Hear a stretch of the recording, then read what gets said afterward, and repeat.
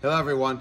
I'm sure all of you have heard about the terrible hurricane that ripped through Jamaica at the end of October.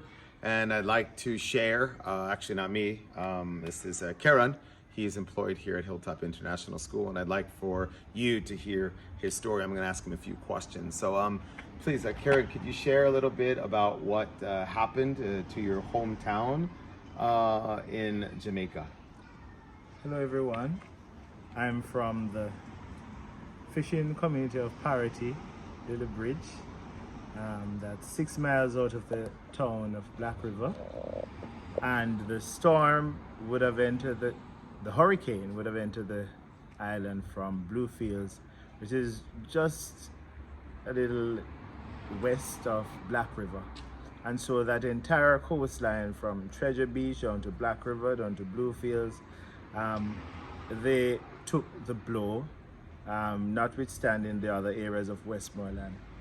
And as persons are able to connect to the internet, and we're seeing the images on the news and from the people in the community, words cannot do justice to express how they are feeling now and the mass devastation that has taken place there.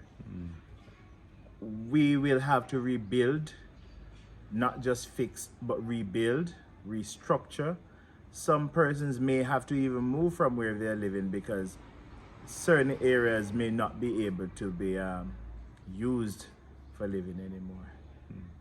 What the cries are, people are crying for food, people are crying for a place to stay, and building will take place, but it's a long way ahead. About your mother's situation and what's going on with her? My mother's roof was entirely blown off in the hurricane, and that happened in the early parts of the hurricane. So all the rain and everything that came after and damaged everything inside the house.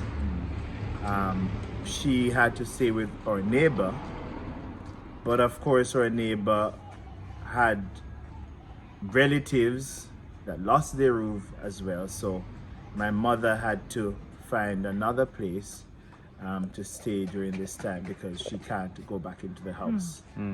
My mother is not very strong. She's 71 years old and has hypertension and diabetes, and she's been treated for cancer.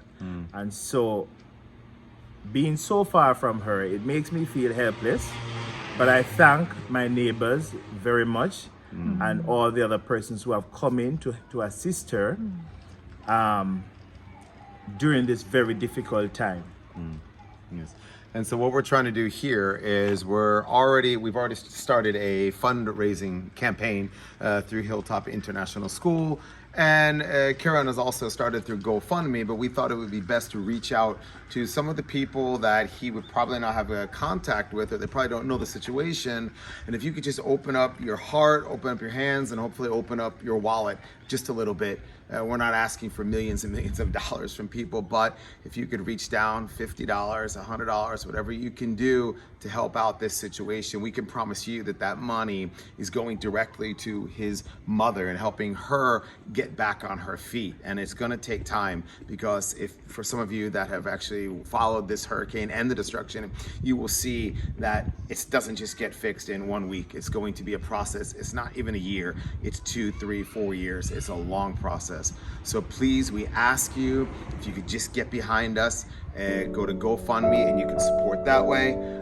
That would be such a tremendous help. And we thank you so much in advance for getting behind us and helping us to provide some type of relief to his mother in this very horrible situation.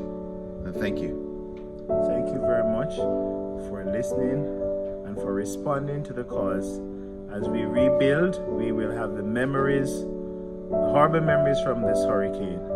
But what will keep us together and united is how we help each other. Amen. Amen, brother. And I thank you very much. Amen. Yeah. Okay, thank you. Bye-bye, guys. Thank you.